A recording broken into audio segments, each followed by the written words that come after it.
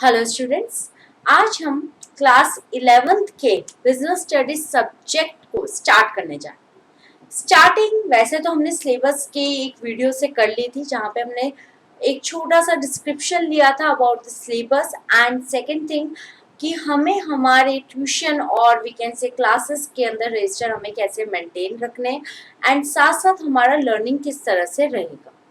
अब हम आज हमारा फर्स्ट चैप्टर स्टार्ट कर रहे हैं, जो है nature and purpose of business. क्या नेचर है और क्या पर्पस है एक बिजनेस का। आप वैसे अगर लिखना चाहो आप लिख सकते हो पीपीटीज के साथ साथ जो मैं पढ़ा रही हूँ। बाकी आपका मैंने पूरा एनसीईआरटी मॉड्यूल ही रेफर किया है, ठीक है। तो आप अपनी बुक्स भी ओपन करके और जो जो मेन पॉइंट्स हैं जो हम नॉर्मल डिस्कस कर रहे हैं आप उनको भी अपने क्लास रजिस्टर में लिख सकते हो, ठीक है। तो इस चैप्टर में हमें क्या क्या पॉइंट्स पढ़ने हैं। सबसे पहले हमें बिजनेस का कंसेप्ट समझना है कि बिजनेस है क्या, बिजनेस की कैरेक्टरिस्टिक्स क्या है। उसके बाद बिजनेस, प्रोफेशन और एम्प्लॉयमेंट में डिफरेंस क्या है। नेक्स्ट पॉइंट हमारा जो आएगा वो आएगा क्लासिफिकेशन ऑफ बिजनेस। बिजनेस को हम कितने पार्ट्स में क्लासिफाई करते हैं।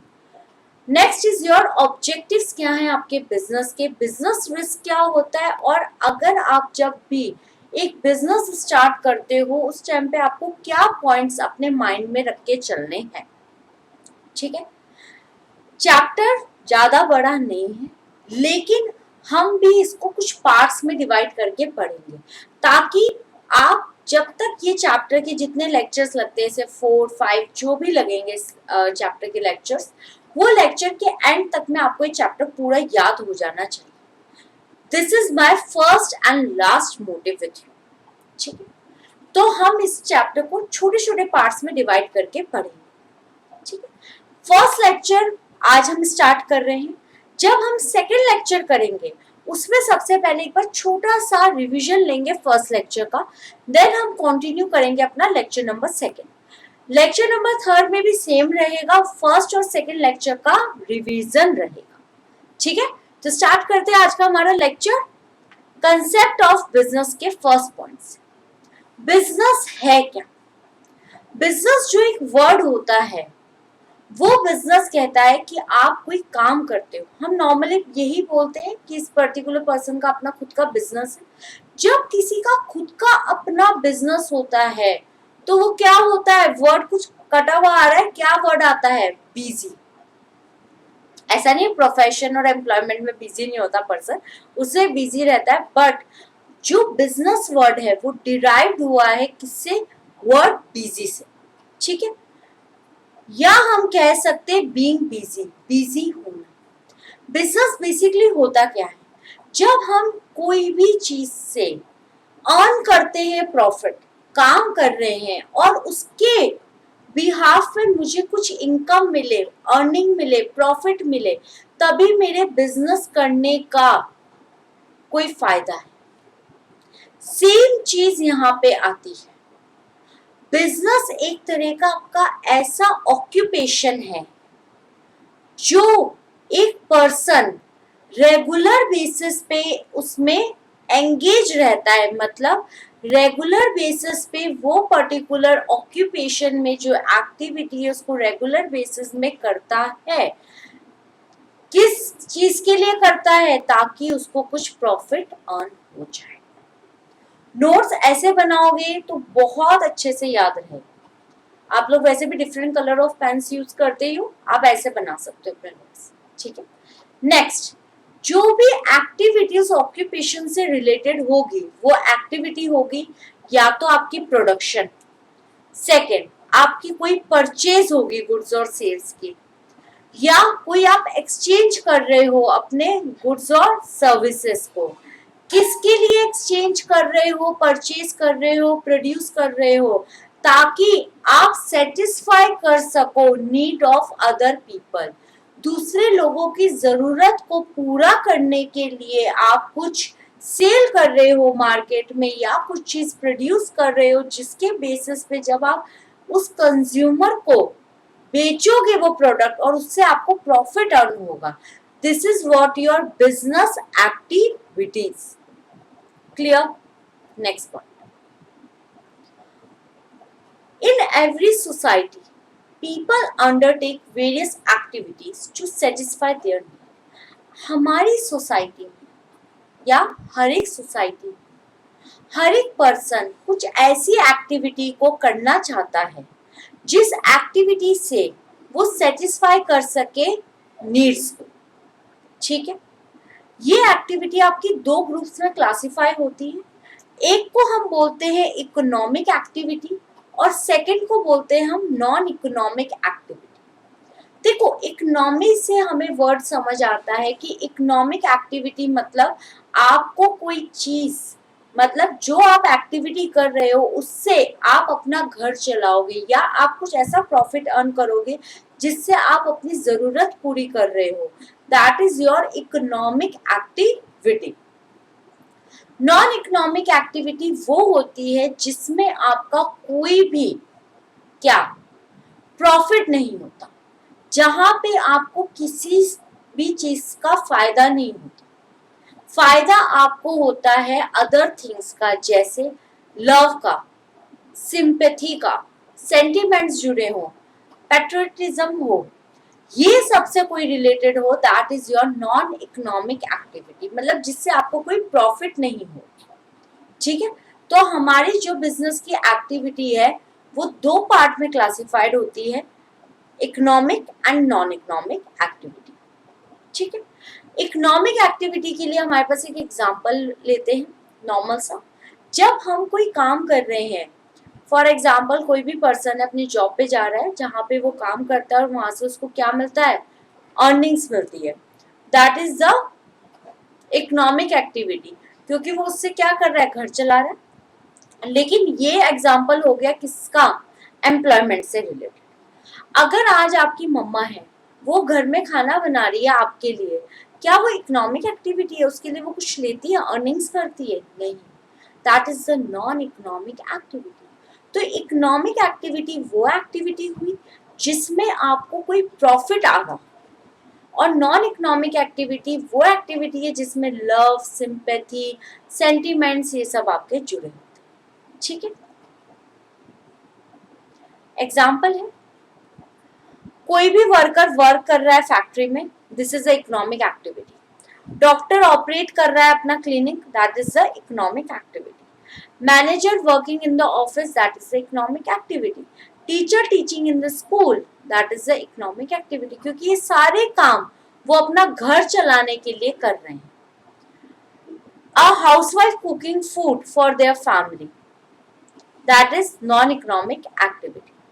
Boy helping an old man cross the road, ये सारी आपकी नॉन इकोनॉमिक एक्टिविटी, क्योंकि इन एक्टिविटीज में आपको लव या सिंपैथी जुड़ा हुआ है। ठीक है,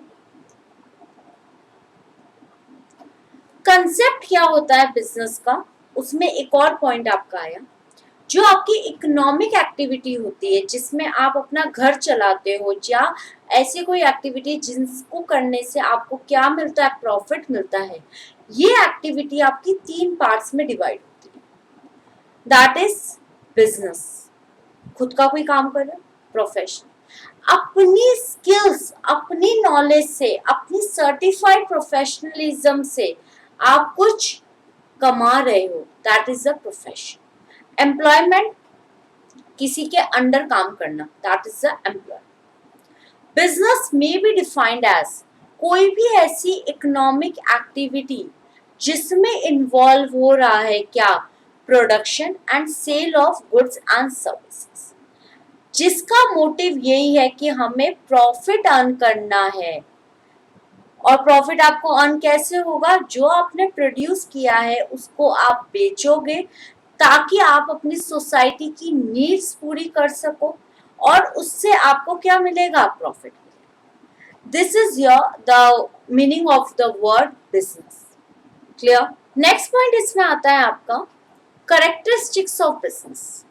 बिजनेस के कैरेक्टरिस्टिक्स क्या होंगे, ये आपके कुछ कैरेक्टरिस्टिक्स हैं। जैसा मैंने आपको बताया था कि कुछ हमें कीवर्ड्स याद रखने पड़ेंगे बिजनेस स्टडीज में जो बहुत इंपॉर्टेंट होते हैं। वो यही कीवर्ड्स होते हैं। अब ये कीवर्ड्स क्या होता है, हम अभी एक चैप्टर पढ़ते हैं या आधा चैप्टर पढ़ते हैं, उसके बाद हम थोड़ी देर बाद भूल जाते हैं। अब हमें वो भूलना नहीं, हमें जो छोटा हम एक रजिस्टर बना रहे हैं, जो हमारा रिवीजन रजिस्टर है, उसमें हम ये कीवर्ड्स लिखेंगे। जैसे अभी आपने बिजनेस के बारे में आपको जो लिखना है आप लिखो, उसमें आपको नहीं लिखना तो मैं उसके लिए आपको फोर्स नहीं करूँगी। अगर आप अभी तक उस रजिस्टर में एक आप अपना क्या फ्लो चार्ट बनाना चाहते हो कि एक्टिविटी 2 पार्ट्स में होती है, उसके बाद इकोनॉमिक एक्टिविटी 3 पार्ट्स में होती है, उस तरीके से अगर आप अपनी उस रजिस्टर में बनाना चाहो आप बना सकते हो, वो आपकी अकॉर्डिंग आपको कैसे याद रखना। बट मेरा जो मेन पॉइंट है that is the characteristics of business. जैसे इस तरह के आगे अभी बहुत सारे और चैप्टर्स में भी काफी चीजें आएंगी। अब जैसे कैरेक्टरिस्टिक्स ऑफ बिजनेस है, यहाँ पे हमारे पास कितने हैं, 1 2 3 4 5 6 7 कैरेक्टरिस्टिक्स। अब ये 7 के 7 हमें याद कैसे रहे, इनको हमें एक वो रजिस्टर में ये सिर्फ पॉइंट पॉइंट लिखना है। अब हम बात करते हैं बिजनेस का कैरेक्टरिस्टिक्स क्या होंगे, फीचर्स क्या होंगे। एन इकोनॉमिक एक्टिविटी, बिजनेस क्या है, इकोनॉमिक एक्टिविटी पढ़ लिया। बिजनेस कैसे होता है, जब आप कोई प्रोडक्शन करते हो गुड्स और सर्विसेज का, उसके बाद जो चीज आपने प्रोड्यूस करी उसको आप सेल और एक्सचेंज करते हो ताकि आप सेटिस्फाई कर सको ह्यूमन की नीड को, ये भी इसका फीचर हो गया। आप डील करते हो इस चीज में रेगुलर बेसिस पे, मतलब सेल कर रहे हो आपकी गुड्स या सर्विसेज को डेली बेसिस पे या रेगुलर बेसिस पे, वो एक्टिविटी आपकी बिजनेस एक्टिविटी मानी जाएगी। उसके बाद आपका उसमें प्रॉफिट मोटिव हो। अनसर्टेनिटी ऑफ रिटर्न, मतलब अगर कोई भी चीज का डाउट है या आपको लगता है आपकी स्किल्स ऑफ नॉलेज वीक है, तो इसमें आपको हो सकता है प्रॉफिट भी हो सकता है आपको लॉस भी हो जाए। अनसर्टेनिटी है, क्या जरूरी नहीं है प्रॉफिट होगा ही होगा। नेक्स्ट इसमें पॉइंट आता है आपका रिस्क। रिस्क क्या हुआ, जब आप अपना खुद का कोई काम कर रहे हो उसमें सारा रिस्क आपका है, लॉस हो तो आपका, प्रॉफिट हो तो आपका।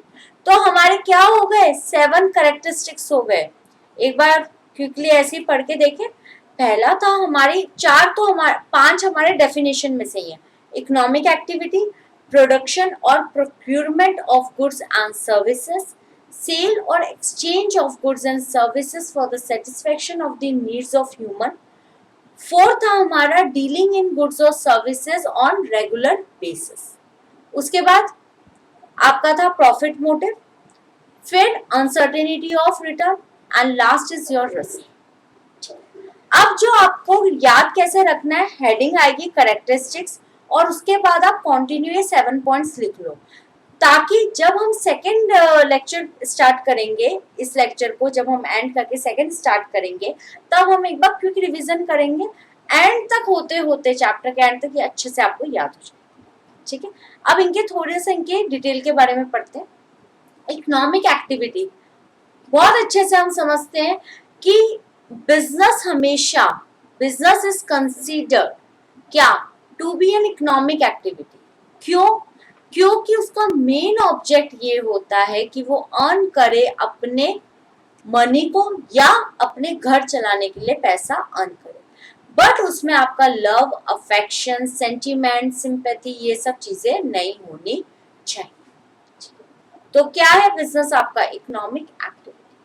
प्रोडक्शन और procurement of goods and services, जो भी गुड्स और सर्विसेज आप क्या कर रहे हो, बना रहे हो या दे रहे हो, ठीक है, ये सब भी आपके बिजनेस में आती है, क्योंकि बिना इनके आप कोई भी इकोनॉमिक एक्टिविटी परफॉर्म नहीं कर सकते। Before goods are offered to people for consumption, जब कोई भी चीज कंजम्पशन के लिए मार्केट में आती है उससे पहले वो क्या होगी, प्रोड्यूस होगी या प्रोक्यूर होगी। कि कौन करेगा ये, कोई भी बिजनेस एंटरप्राइज। हर एक बिजनेस एंटरप्राइज या तो खुद मैन्युफैक्चर करती है गुड्स को, एक्वायर करती है किसी और से, और उसको फिर फर्दर सोल्ड करती है कंज्यूमर को। ये होता है आपका प्रोडक्शन और प्रोक्योरमेंट का पार्ट। ठीक है। गुड्स में consist of consumable items of daily, कौन कौन सी हो सकती है उसमें आपकी शुगर, घी, पेन, नोटबुक या कोई भी ऐसी कैपिटल गुड्स भी, machinery, furniture, plant, anything is your all क्या होती है, ये आपकी गुड्स होती है। सर्विसेज कौन सी होती है, ट्रांसपोर्टेशन फैसिलिटी देना, बैंकिंग सर्विसेज देना, इलेक्ट्रिसिटी सर्विस देना। जो आप कोई सर्विस दे रहे हो किसी आपके कंज्यूमर को, वो भी आपकी क्या होती है, करेक्टरिस्टिक्स ऑफ बिजनेस एक्टिविटी में आती है। क्योंकि अल्टीमेटली क्या है, इकोनॉमिक एक्टिविटी होनी चाहिए, मतलब जिससे आपको पैसा मिलना चाहिए, वो आपकी अर्निंग होनी चाहिए और वो आपके घर चलाने के काम में आनी चाहिए। ठीक है, that is your business. Third point हमारा आता है सेल और exchange of goods and services for satisfaction of human needs.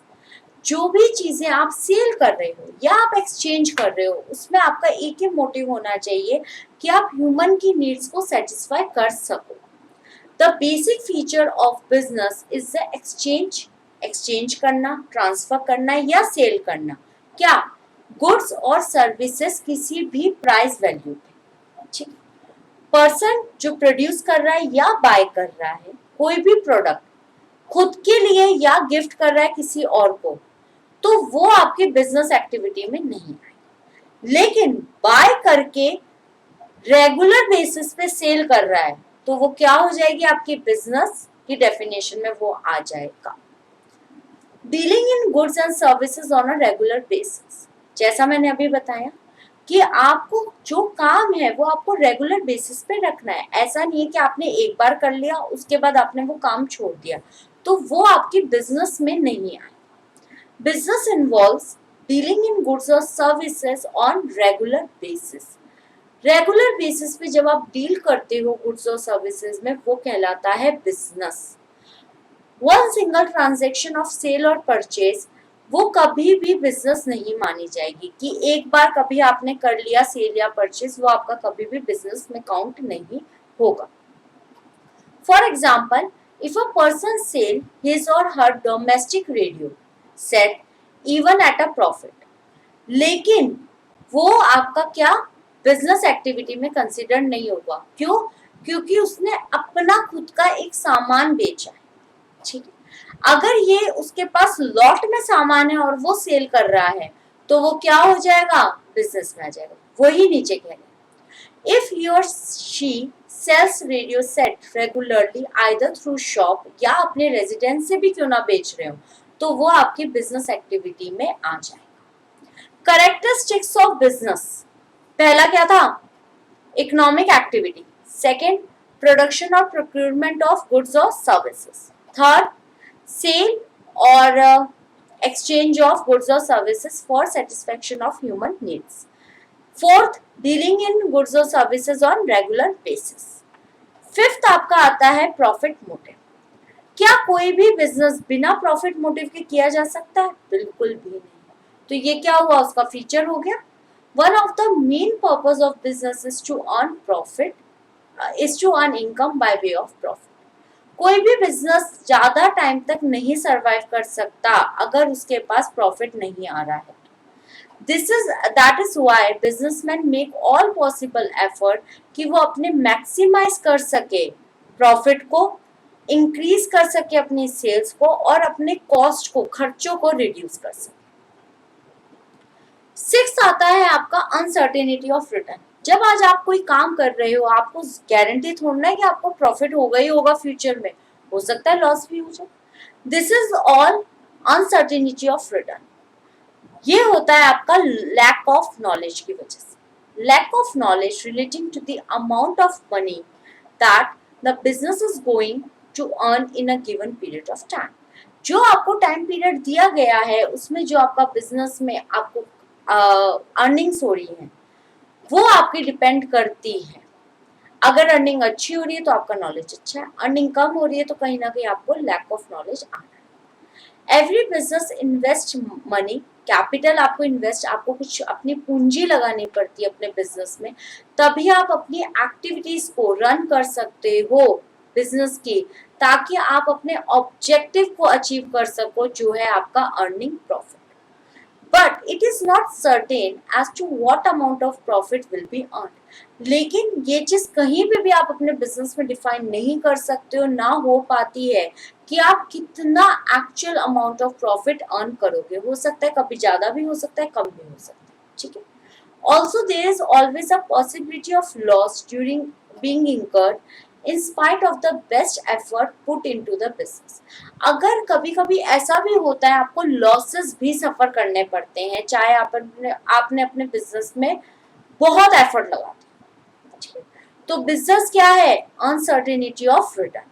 Return होगा नहीं होगा, प्रॉफिट आएगा लॉस आएगा, दिस इज अनसर्टेन। सेवेंथ आपका पॉइंट आता है, दैट इज द रिस्क। जब आप अपनी पूंजी लगा रहे हो, अपनी कैपिटल अपने बिजनेस में लगा रहे हो, उसके लिए आप दिन रात एफर्ट्स कर रहे हो, तो आप रिस्क ले रहे हो अपनी लाइफ में। हो सकता है प्रॉफिट हो सकता है नुकसान में चले जाओ। तो ये है क्या, risk. Risk is the uncertainty जो एसोसिएट होती है एक्सपोजर ऑफ लॉस। ये अनफेवरेबल या अनडिजायरेबल इवेंट होता है। The risk are related with certain factor. काफी सारे फैक्टर है जिसमें आपको रिस्क इन्वॉल्व रहता है। जैसे अगर कभी भी कोई कंज्यूमर के टेस्ट में चेंज आ गया, मतलब फैशन में चेंज आ गया, या समटाइम्स हम देखते हैं रेड कलर इन हो जाता है, ब्लू कलर इन हो जाता है, इस वजह से भी ये सारे भी आपके रिस्क फैक्टर्स होते हैं। Change in method of production, आपने अपने मेथड ऑफ प्रोडक्शन में चेंजेस लिया है। वर्क प्लेस पे स्ट्राइक हो गई, इंक्रीज हो गया है कंपटीशन मार्केट में, फायर हो गई आपकी प्रीमाइसेस में, चोरी हो गई, एक्सीडेंट हो गया, या कोई भी ऐसी नेचुरल कैलामिटीज आ गई है जो बिल्कुल भी unavoidable. No business can all together do away with risk. Business कभी भी बिना रिस्क के नहीं किया जाएगा। जब जब बिजनेस करोगे रिस्क हमेशा साथ साथ रहेगा। This is all your characteristics. Quick revision ले कैरेक्टरिस्टिक्स की, बताओ पहला कौन सा था, an economy activity, very good. Second क्या था हमारा, प्रोडक्शन और procurement of goods and services. Third क्या था हमारा, सेल और exchange of goods and services for satisfaction human needs।